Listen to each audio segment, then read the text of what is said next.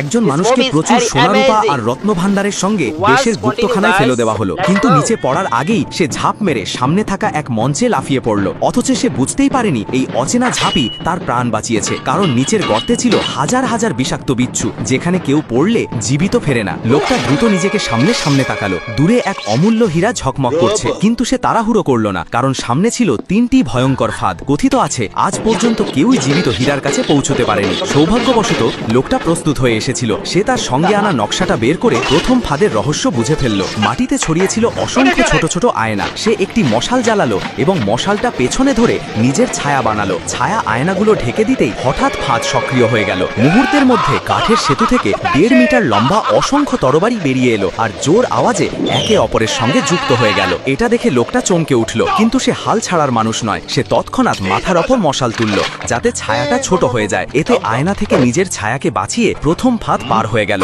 কাজটা সহজ হওয়ায় সে কিছুটা অসতর্ক হয়ে পড়ল। দ্বিতীয় ফাঁদে মাটিতে গোল গোল ঘের ছিল। সে ভেবেছিল শুধু এই ঘের এড়িয়ে গেলেই হবে, কিন্তু হঠাৎ পেছনের ঘের ধসে নামতে শুরু করলো। এরই মধ্যে দেরি হয়ে গেছে। দুই পাশে থাকা মূর্তিগুলো ঘুরে গিয়ে তার উপর আঘাত করতে শুরু করলো। লোকটা চটপটে ভাবে নিজেকে বাঁচালো এবং শেষ মুহূর্তে লম্বা লাফ মেরে দ্বিতীয় ফাঁদের শেষ প্রান্তে পৌঁছালো। ঠিক বের হওয়ার মুহূর্তে দুটো ধারালো তরবারি তার গলার পাশ দিয়ে শো শো করে চলে গেল। সামান্য ভুল হলেই তার মাথা কেটে যেত। এবার সে হীরাটাকে একেবারে কাছে দেখে খুশি হলো, কিন্তু সঙ্গে সঙ্গেই ভয় পেয়ে গেল, কারণ নকশায় তৃতীয় ফাঁদের কোনো উল্লেখ নেই। তবুও খাজানা এত কাছে দেখে সে ঝুঁকি নেওয়ার সিদ্ধান্ত নিল। তৃতীয় পায়ে পা দিতেই কাঠের সেতু একে একে নিচে ভেঙে পড়তে লাগলো। আর কোনো উপায় না দেখে সে প্রাণপণে দৌড়াতে লাগলো। শেষ প্রান্তে পৌঁছে এক লম্বা লাফ মেরে হীরাটাকে ধরে ফেললো এবং নিচে গুপ্তধনের উপর পড়ে গেল। নিচে পড়তেই সব বিচ্ছু তার দিকে ছুটে এলো, কিন্তু হীরার উজ্জ্বল আলোয় তারা আতঙ্কে ভয় পেয়ে পালিয়ে গেল।